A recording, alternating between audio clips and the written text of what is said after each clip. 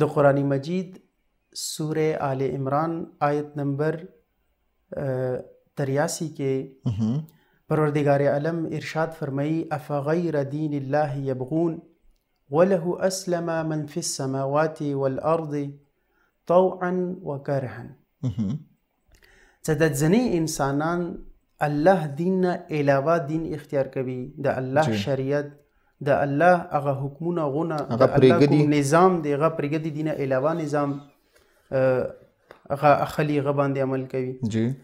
در حالی کې هغه الله هغه یوه هستی دی چې هغه ته ځمکې او اسمانونه او د دغو منځ کې څه هم دي ټول مخلوقات ذره ذره د دې عالمینو د دې څوره د جهان د دې ذره ذره پروردگار ته تسلیم دي. الله ته د الله په عبادت کې لګیا دي. هغه چاغې هغه جمادات دي، هغه نباتات دي، هغه جن دي، هغه فرشتي دي، څه شي هم دي، هغه د پروردگار عبادت کې لګیا دي، هغه د پروردگار ته تسلیم دي.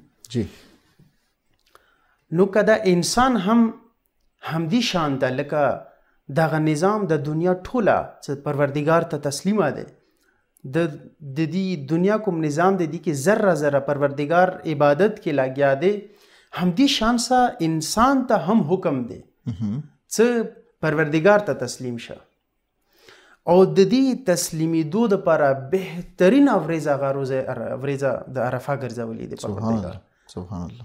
څه که غواړې د پروردگار معرفت حاصل کې او د پروردگار ته تسلیم شي، دغه نظام تسلیم کې هر یو شي نه ته مخ واړوي او صرف پروردگار طرف ته رخ کې، هغه دپاره بهترین مقام او بهترین ورځه هغه میدان عرفات دی. د عرفې ورځ ده.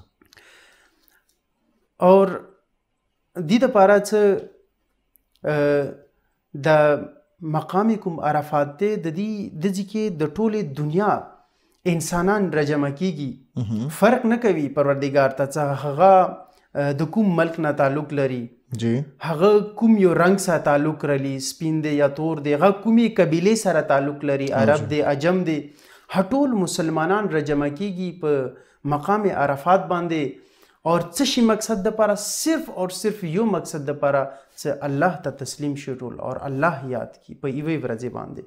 یعنی دغه ورځه پروردگار داسې وګرځوله چې 365 ورځو کې یوه ورځه یو داسې ټایم مقرر کړي چې هغه کې صرف پروردگار سره راز و نیاز پکار دی وشي، صرف پروردگار عبادت وشي، صرف پروردگار تذکره وشي، خپلو ګناهانو د خپل ځان محاسبه وشي. دې دپاره پروردگار دغه ورځه وګرځوله. یعنی د ټولو مسلمانانو د اجتماع دپاره یو بهترین مقام، یو بهترین ورځه دی وګرځوله.